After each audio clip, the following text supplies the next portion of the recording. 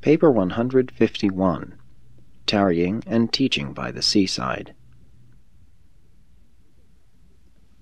By March 10, all of the preaching and teaching groups had foregathered at Bethsaida. Thursday night and Friday, many of them went out to fish, while on the Sabbath day they attended the synagogue to hear an aged Jew of Damascus discourse on the glory of Father Abraham. Jesus spent most of this Sabbath day alone in the hills. That Saturday night, the Master talked for more than an hour to the assembled groups on the mission of adversity and the spiritual value of disappointment.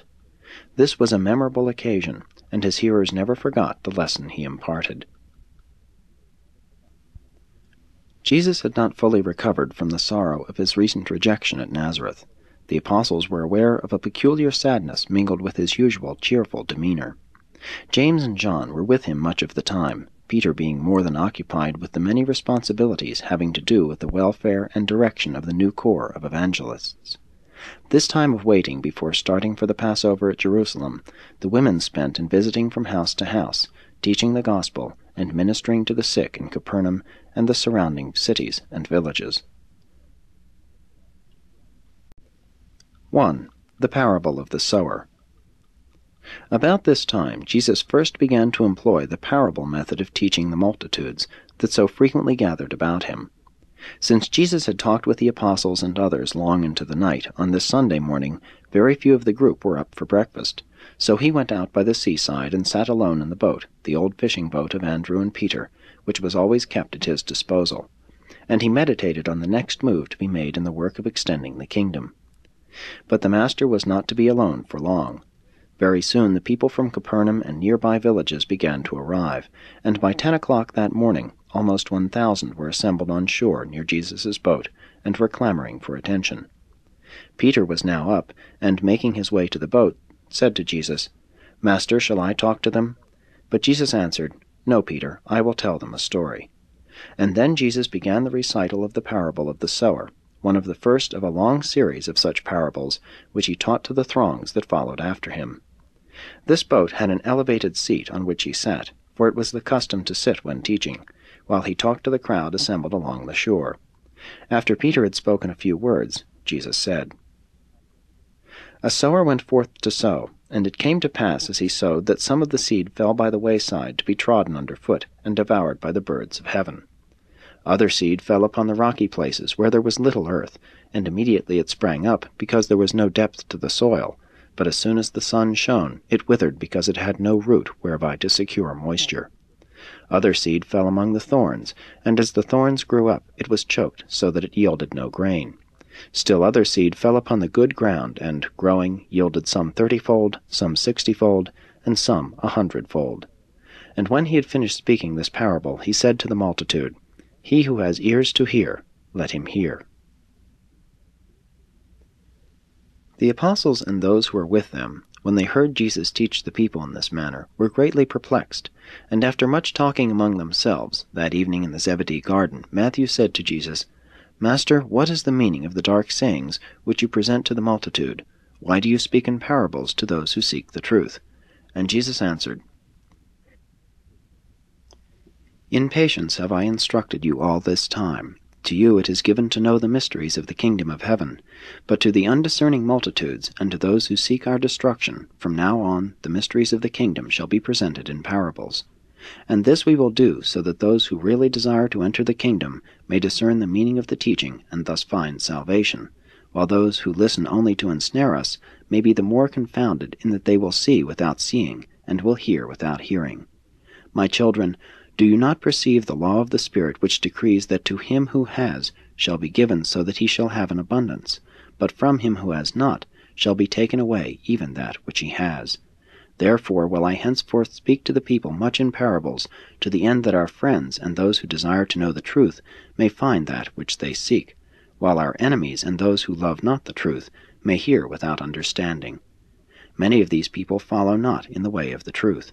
The prophet did indeed describe all such undiscerning souls when he said, For this people's heart has waxed gross, and their ears are dull of hearing, and their eyes they have closed, lest they should discern the truth, and understand it in their hearts. The apostles did not fully comprehend the significance of the Master's words. As Andrew and Thomas talked further with Jesus, Peter and the other apostles withdrew to another portion of the garden, where they engaged in earnest and prolonged discussion. 2. Interpretation of the parable. Peter and the group about him came to the conclusion that the parable of the sower was an allegory, that each feature had some hidden meaning, and so they decided to go to Jesus and ask for an explanation. Accordingly, Peter approached the Master, saying, "We are not able to penetrate the meaning of this parable, and we desire that you explain it to us, since you say it has given us to know the mysteries of the kingdom." And when Jesus heard this, he said to Peter, "My son, I desire to withhold nothing from you, but first, suppose you tell me what you have been talking about. What is your interpretation of the parable?" After a moment of silence, Peter said, "Master, we have talked much concerning the parable, and this is the interpretation I have decided upon. The sower is the gospel preacher, the seed is the word of God. The seed which fell by the wayside represents those who do not understand the gospel teaching.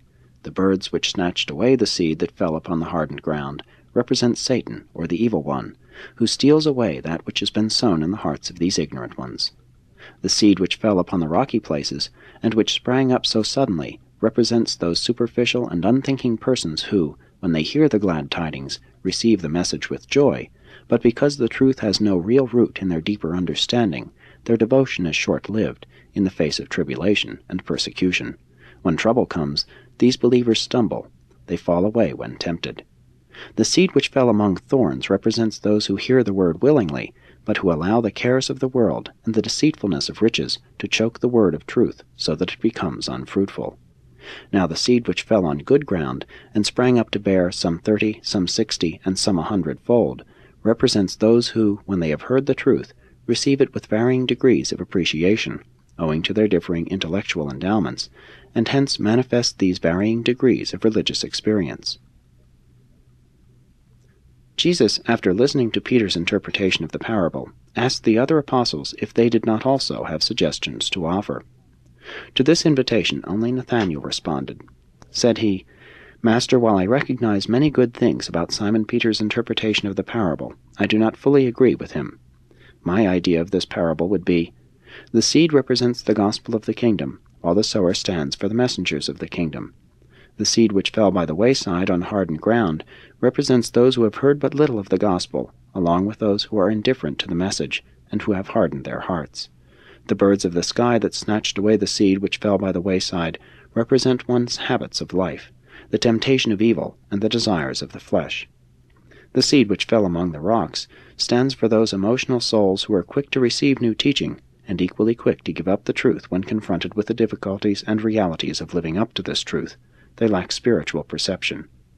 The seed which fell among the thorns represents those who are attracted to the truths of the gospel. They are minded to follow its teachings, but they are prevented by the pride of life, jealousy, envy, and the anxieties of human existence. The seed which fell on good soil, springing up to bear some 30, some 60, and some 100-fold, represents the natural and varying degrees of ability to comprehend truth and respond to its spiritual teachings by men and women who possess diverse endowments of spirit illumination. When Nathanael had finished speaking, the apostles and their associates fell into serious discussion and engaged in earnest debate, some contending for the correctness of Peter's interpretation, while almost an equal number sought to defend Nathanael's explanation of the parable. Meanwhile, Peter and Nathanael had withdrawn to the house, where they were involved in a vigorous and determined effort, the one to convince and change the mind of the other. The Master permitted this confusion to pass the point of most intense expression. Then he clapped his hands and called them about him. When they had all gathered around him once more, he said, "Before I tell you about this parable, do any of you have aught to say?" Following a moment of silence, Thomas spoke up. "Yes, Master, I wish to say a few words. I remember that you once told us to beware of this very thing. You instructed us that, when using illustrations for our preaching, we should employ true stories, not fables, and that we should select a story best suited to the illustration of the one central and vital truth which we wished to teach the people. and that, having so used the story, we should not attempt to make a spiritual application of all the minor details involved in the telling of the story. I hold that Peter and Nathanael are both wrong in their attempts to interpret this parable. I admire their ability to do these things, but I am equally sure that all such attempts to make a natural parable